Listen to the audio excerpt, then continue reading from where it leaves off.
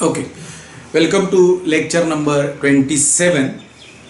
In last few lectures, we have done some part of algebra. We have tried to solve quadratic equations, find out formula for quadratic equation. Now it's time again to go back to geometry, and we will learn geometry in a little axiomatic way, where we will discuss few results from the basics, how they have come basically and why they are true. So in today's lecture we have some content which is related to two lines and its transversal. So first is the definition. When do we say two lines are parallel? Two lines are said to be parallel if they don't intersect. That is one condition. They don't intersect.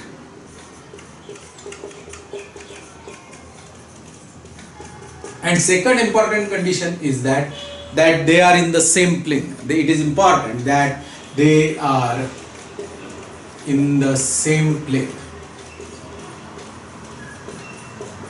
Normally this condition is missed by many students. They just say that two lines are parallel if they don't intersect, but there could be a situation where two lines are like this, they are in space and they are not parallel. These lines are called as skew lines. They are not going to intersect ever. So only not intersecting lines is parallel lines is not correct. It is that they should be coplanar. Okay, so there is a mathematical notation also for this particular definition, which you can go through the notes. Another very important result is that we defined the parallel lines, but whether do they exist? So the theorem is there exists two parallel lines. Now you might find that why do we need to prove this? But when we think of geometry from the basics, we have to do few things like this, where if suppose someone asks, you have defined parallel lines, but do they really exist or not, you have to prove it. So this theorem talks about proving there exist two lines, and the idea is very simple, that you have one particular line with you. You take one point, say B on this particular line, point on the line. You can draw ray BA which is perpendicular to you. Let A be somewhere on this ray, and then again you can draw one more line passing through A with angle 90 degree. Okay, so now U is our given line, B is a point on the line. We have drawn ray perpendicular to U. We have taken one more point A on that ray and draw one more perpendicular line, and then we will say that suppose this line V is another line, then U and V are parallel. That is what we want to show, but that is what is our idea. There exist two, but then if possible they are not parallel, the proof will be, if possible, contradiction method.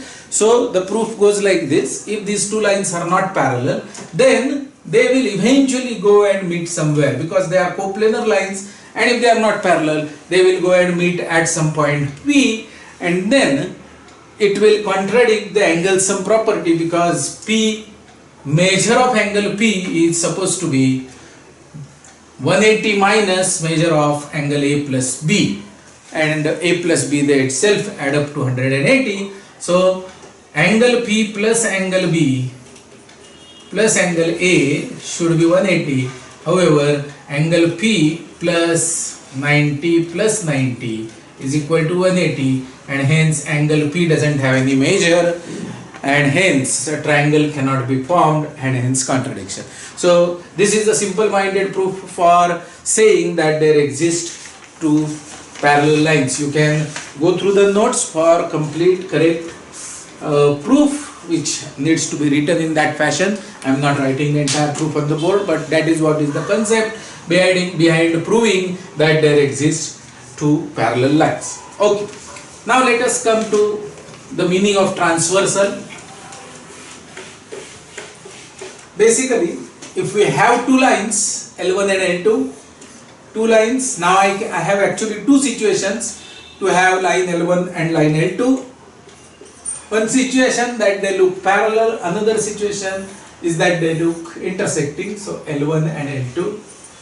And if L1 and L2, two distinct lines, are cut by another line which is called T, which is transversal, in this case also it is intercepted by T, which is transversal, we get 2 points of intersection, and essentially this line must not pass through the point of intersection of these two lines. Then we will call that as transversal, and essentially the transversal should make two distinct intersects A1 and A2 with respect to given two lines. That is the condition, A1 and A2.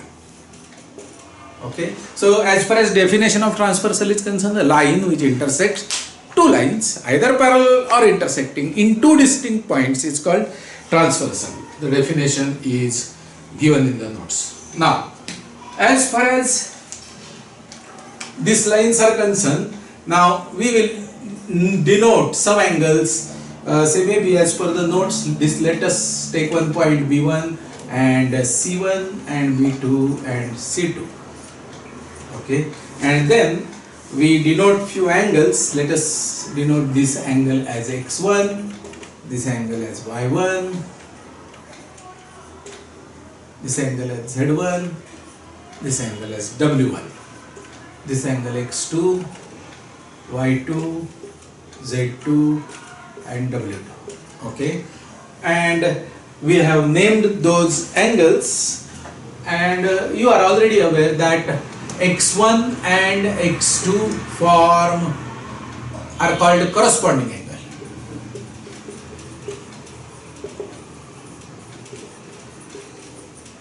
Okay, so few more pairs which are corresponding angles are y1 and y2, w1 and w2, and z1 and z2.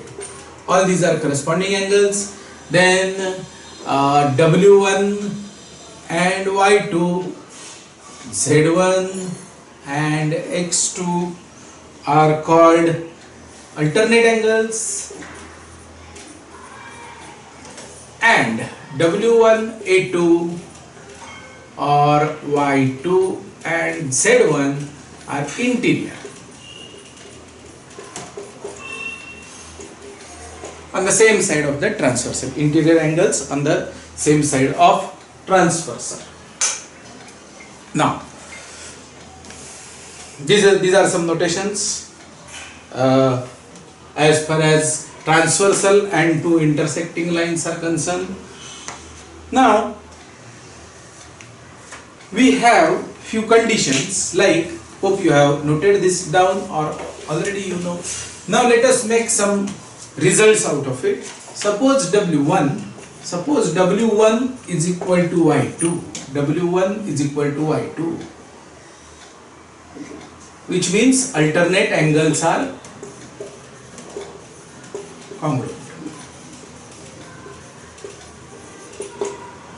Right? Similarly, I can write second statement, Z1 equals X2. Alternate angles are congruent. Third statement could be A1 equals A2. Fourth, not A1, X1 equals X2. Y1 equals Y2. Z1 equals Z2. W1 equals W2. 5, 6. All these are corresponding angles congruent. And two more statements I can make. 7, W1 plus X2 is equal to 180. And 8th statement, Z1 plus Y2 is equal to 180. We call this as interior angles add up to on same side of transversal add up to 180. So these are the 8 statements that we have written on board right now. We have not said anything about L1 parallel L2 or L1 intersecting L2, But if suppose W1 is equal to Y2, W1 is equal to Y2, then we can easily prove any of the 7 things that we have. Now let us try. Given W1 is equal to Y2. To prove that, say sixth result, W1 is equal to W2. W1 is equal to W. Suppose W1 is equal to Y2 is given and W1 is equal to W2 is to be proved, then is it not a very simple proof? Proof Y2 is equal to W2, vertically opposite angles. Y2 is equal to W1 given implies W1 is equal to W2. So it is a simple proof. So if I give you condition number 1, you can very easily prove all the remaining 7 conditions. That means if 1 is true, remaining 7 are true. Any of these 8 are true. If any one of the 8 is true, then remaining 7 are true.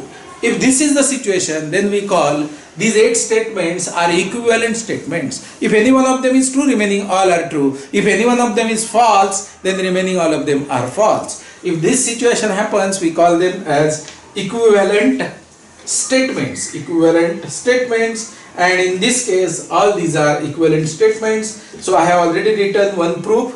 For given 1, prove 6. You can try different combinations. Given 3, prove 8. Given 4, prove 1. Given 5, prove 7. All these conditions. And what you will require to use is vertically opposite angles are equal or supplementary angles are add up to 180. Some supplementary angle postulate. So angles forming linear pair, they add up to 180. These are the 2 tools. If you use, you can prove all these equivalent results. Now, as far as lecture 27 is concerned, this is what is the content. We will develop on this the 9th condition, that is parallel lines L1 parallel L2 also becomes an equivalent statement corresponding to these 8, that is 9th equivalent statement. We will try to do it in the next lecture. Okay, and you have some homework having about 10 problems. I request you to solve them. Go through the lecture notes of this lecture 27 and try to solve the homework problems. Thank you.